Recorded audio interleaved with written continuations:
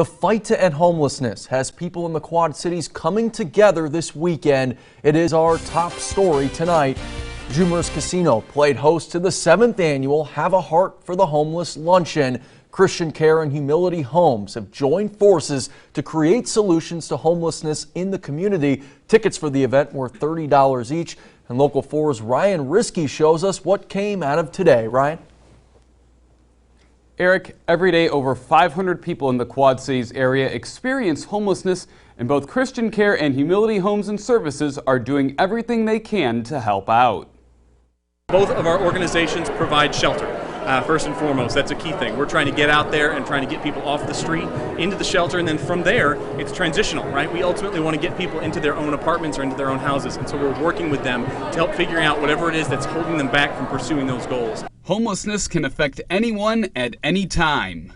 In the Quad Cities, there are some people that are living on the brink of it. Everybody's like one paycheck away from potentially becoming homeless at some point. There was a study that recently came out that if somebody had an emergency, they would not be able to come up with $400. The average American couldn't. So in the Quad Cities, we serve men, women, children, anybody that needs us. What experts are noticing is that mental health is becoming a major factor in people that become homeless.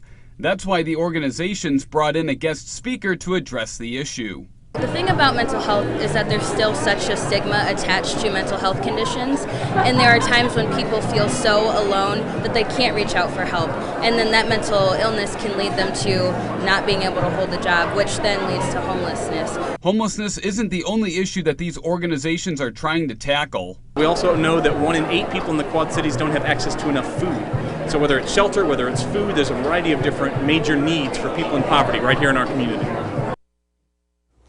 Raffle baskets were also available, with the proceeds going towards the support programs and services at both organizations. In the studio, Ryan Risky, Local 4 News.